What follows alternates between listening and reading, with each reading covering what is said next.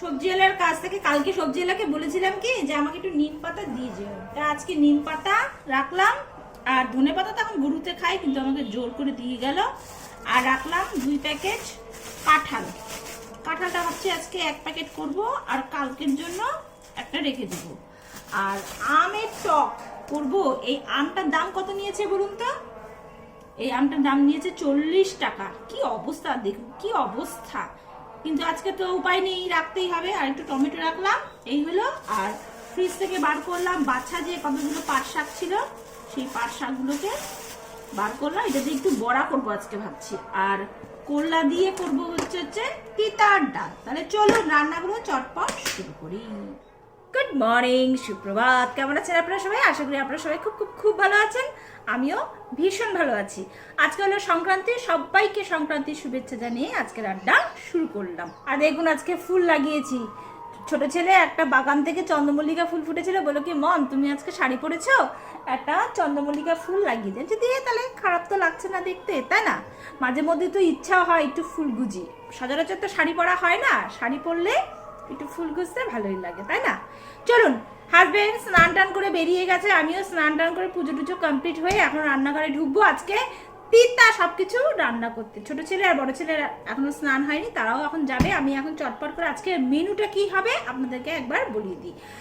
হবে হচ্ছে তিতার ডাল, মুগের ডাল দিয়ে। আর আমের চাটনি করব, পাট পাতার বড়া করব। আর নিম পাতা, যেটা শুনে আমার ছেলে বললো আমাকে কিন্তু নিম পাতা দিবা না, কিন্তু এটা খেতেই হবে আজকে। আর ভাবছি কাঁঠালের তরকারি করব। আর পারলে রাতের জন্য একটু সয়াবিন করে রাখবো। ওই রাতের দিকে না রান্নাবাড়ি কিচ্ছু করতে ভালো লাগে না। তাহলে চলুন চটপট একটু লাউ হলে পরে না তিতার ডালটা খেতে খুব ভালো লাগতো। যাই হোক, লাউ তো আর পাওয়া গেল না, চাল কুমড়া ছিল, কিন্তু চাল কুমড়া দিয়ে ওই দুধের স্বাদ ঘোলে মেটানো যায় না। এই জন্য চাল কুমড়োটা রাখলাম না। অনেক সময় চাল কুমড়ো না একটু টক হয়ে যায়, তাতে ডালটা কেটে যাওয়ার সম্ভাবনাটা একটু বেশি থাকে।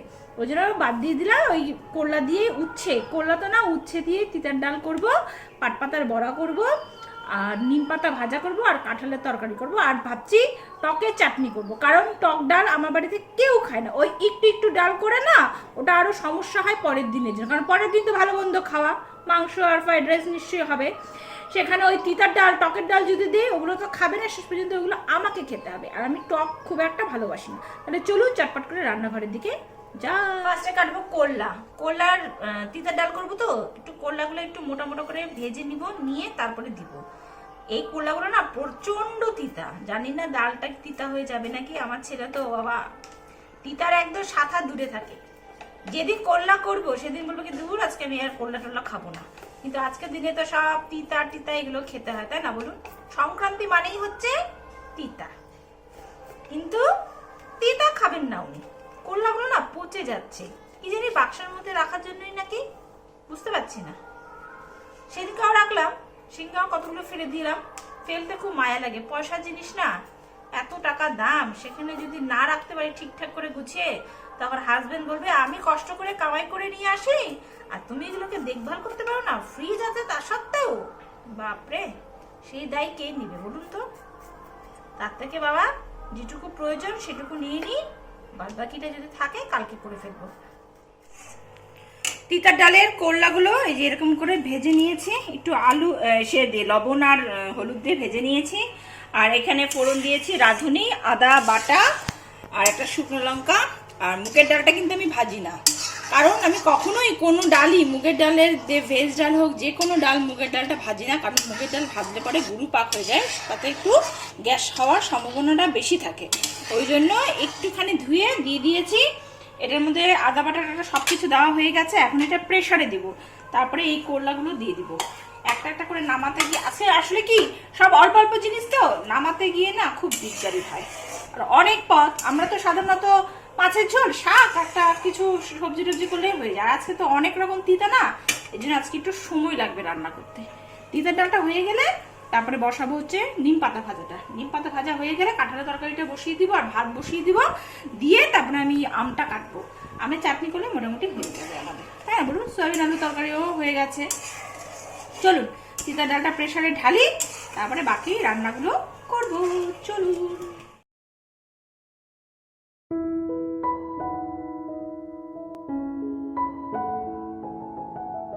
নিম পাতা ভাজা হয়ে গেছে, রেখে দিয়েছি ডাইনিং টেবিলে। এখন বসাবো হচ্ছে কাঁঠালের তরকারিটা। শুকনো লঙ্কা 2টো ফোড়ন দিয়ে দিয়েছি, আর দিব হচ্ছে সাদা জিরা দিয়ে দিলাম। এখন কাঁঠালগুলোকে না আর ইসে করবো না, সেদ্ধ করলাম না, কারণ প্রেসারে দিব তো সেদ্ধ হয়েই যাবে। দিয়ে দিলাম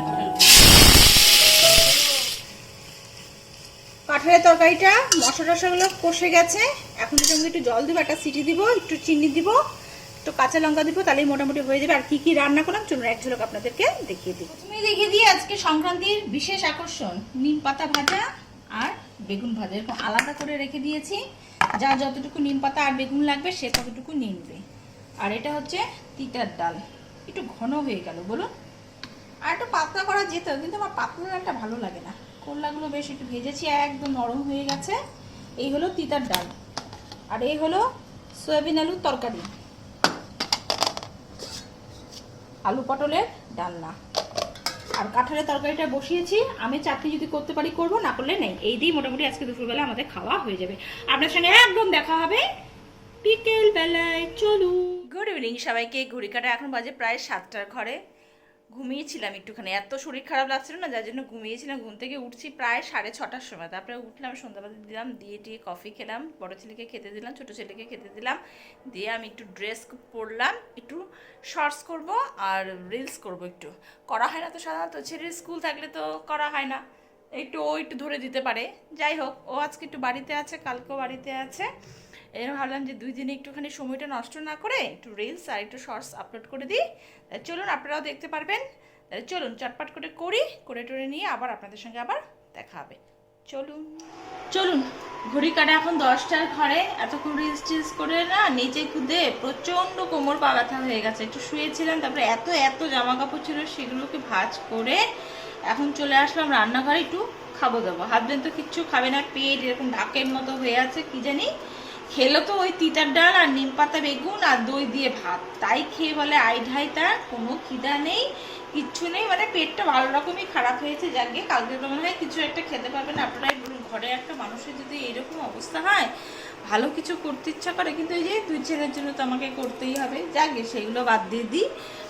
এখন ওই রাতে ভাত, দুপুরে ভাত রয়ে গেছে, ওটা দিয়ে যা যা আছে রান্না, কাঁঠাল ডালটা আর একটুখানি এই যে আলুর চিপস দিয়ে খাবো।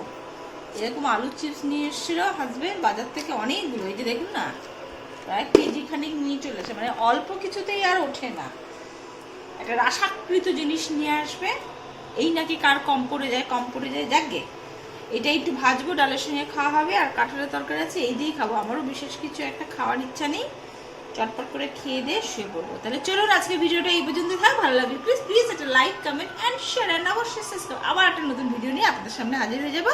আজকের জন্য গুড নাইট, বাই বাই।